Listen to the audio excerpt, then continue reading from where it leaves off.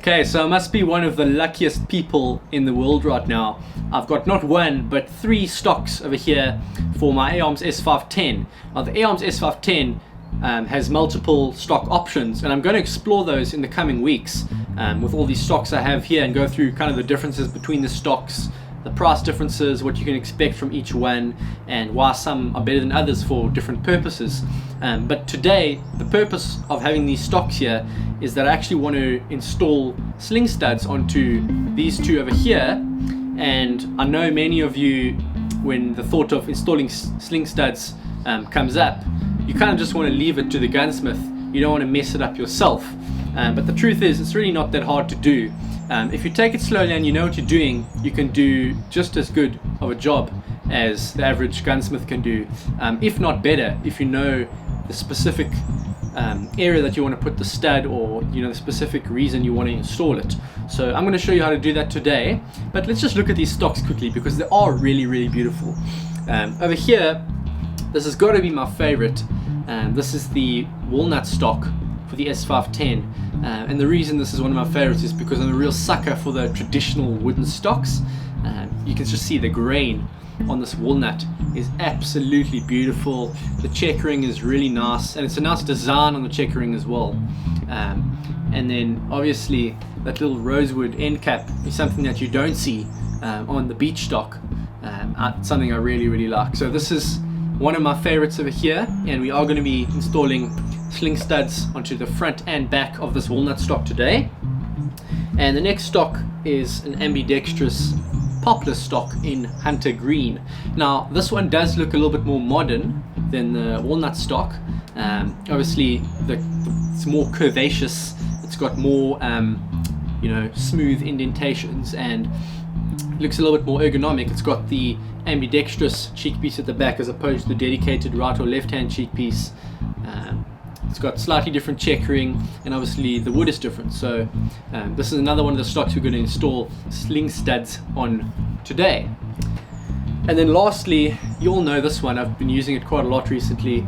This is the Ultimate Sporter stock. Really nice laminate stock, and we're not going to be touching this one today because this one's already got the sling studs installed. That's one of the nice features of it. So you can see I've got the sling fitted over here, I've got the bipod fitted. So we're going to put this to one side. We're not going to look at that again. We're going to focus on these 2. Let's get straight to it. Right, so there are a few things you're going to need to do this. It's not just a matter of picking up a drill and getting into it. You're going to want to plan this quite carefully. Okay, the first thing that you'll need is obviously the studs themselves. These are quite cheap, probably about $2.50 from your local gun shop. You're going to need the 2 different length studs.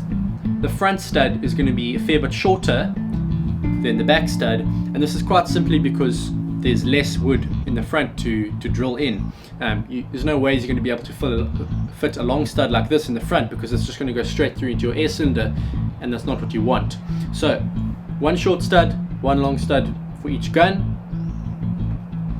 You're going to need a ruler, and I've got a vernier gauge. You'll see why I'll want to use this later, but quite simply put, it's the easiest tool for measuring the width of the stock, because it clamps up on the side of the stock, and it allows you to find the midpoint of the stock, which is what you want. You want to be able to get that stud right in the middle. Next thing you want is a pencil and some masking tape. The masking tape you're going to put onto the stock, and you're going to use the pencil to mark exactly where you want the stud to be fitted. And lastly, a small Allen key, just big enough to fit inside the stud itself, and this is going to help you to screw the stud in by hand when the time comes. Oh, and of course, how could I forget, you will definitely need a drill bit to do this. I've chosen a 4.5mm drill bit. You might need a different size for the different brands of sling studs, but if you want to find out the perfect size drill bit, just get a few around the 4.5mm range. Get an old piece of wood, drill a few holes, and just test with the different studs which one fits in the most securely. You don't want to drill a hole that's too small, because then when you screw the stud in, you'll split the wood, and you don't want to drill a hole that's too big, because then the stud's not going to actually grip in properly, and you're going to be able to pull it out too easily. So you want to find a good middle ground. I've gone with 4.5mm. and you can see I've got a hand drill here. You really use whatever drill you want. The important thing is that you're comfortable with being able to drill straight down. If you have a drill that's just going to go out of control everywhere and you don't know how to use it, then you are going to mess it up. The hand drill is nice because I've got perfect control over it, but obviously the best would be a drill press. Okay, let's start off with the poplar stock, shall we? The very first step, let's just turn this camera on over here. The very first step will be taking a piece of the masking tape, just a fair length of masking tape, and sticking it on more or less down the middle of the stock towards the end where you think you'll probably put the stud. Right, the next thing you want to do is, if you're using a bipod like this one over here, and I'll be using a bipod on this gun for sure, you'll want to make sure that the stud is going to be in the right position, either forward or backwards, so that the bipod will be where you want it to be. Okay, so in this case, I'm just going to guess I want the bipod to be more or less over there. So you put the bipod in place where you want it to be, make sure it's in a comfortable position, and then make a note in your head of where the stud would be in terms of the position forward and backward, and then just make a small pencil mark right over there.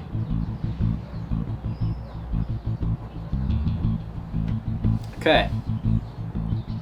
Alright, this part can be quite tricky, but it's extremely important.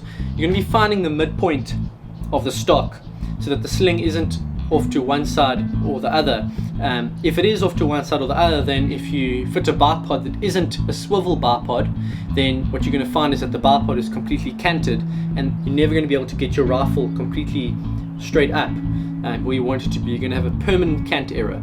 So this step is very important, and I found a way that works fairly well. All I do is I take the vernier caliper and I stretch it from one side of the stock to the other, and I get a measurement of, it's almost exactly, see if you can see that over there, almost exactly 5 centimeters. Okay, so I put the stock over the vernier and I find whatever half of 5 centimeters is, so 2.5 centimeters and 2.5 centimeters from the one side of the gauge to the other. I'll make a small pencil mark, and that over there should be right in the middle. So there you'll see your two lines. The one line from that you made earlier, marking where you want the stud to be forward and backwards, and the other line that you just made now should intersect and make a cross, and that is where you're going to drill. Quite simple. It's slightly less important at the back of the gun where your alignment is, but you do want it to look good. So what I do when I'm doing the back of the gun is I go more or less about a third of the way back, and I just put a bit of tape over there. That's usually where I want the stud, about a third of the way up. I'm going to do the whole vernier thing again, this time on the back end of the stock, and I'm going to mark right in the middle.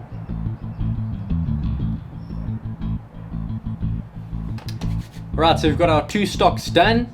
Here's the ambidextrous poplar stock. You can see fore end of the stock is done. I've got my cross marked off, and the back end of the stock is done. I've got my mark over there as well. Same with this stock over here, walnut stock. Front is done, back is done. Now we get to the interesting part. the drilling. This is the scary part, but you can help it to be less scary by preparing yourself properly.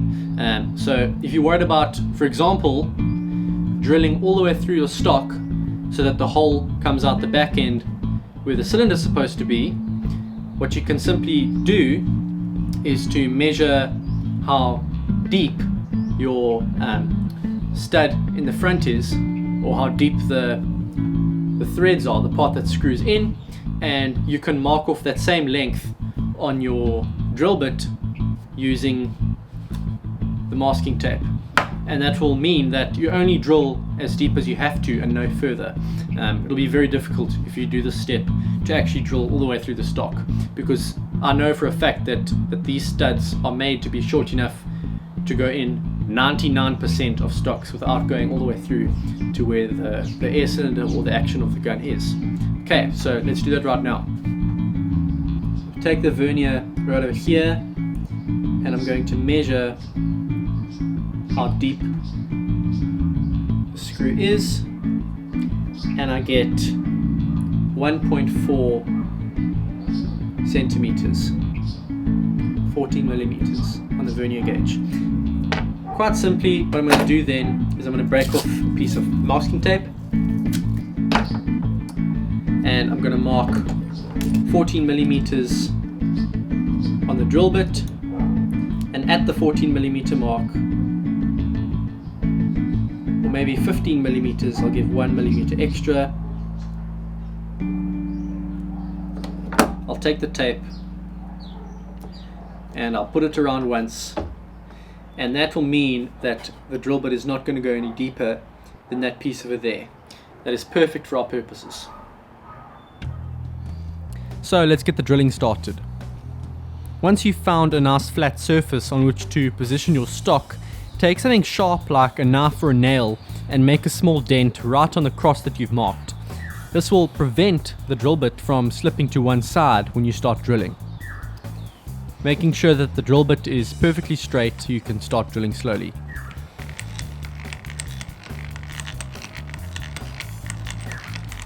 When you reach the tape on the drill bit, you can pull the bit back out and clear any dust out of the hole. When you peel the tape back, the hole should be exactly where you want it. You can now proceed to do exactly the same at the back of the stock. Now, you'll want to get the back of the stock completely horizontal to make it easier to drill straight down.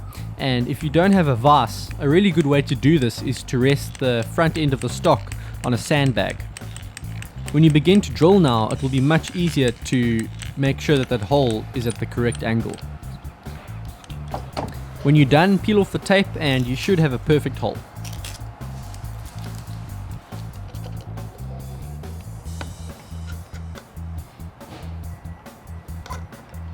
When you screw in the studs, you'll want to do so very slowly and very carefully.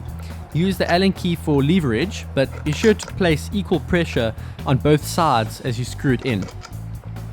In no time at all, you'll have your first stud installed. The exact same applies when screwing in the back stud. Easy does it, and you should have no issues whatsoever.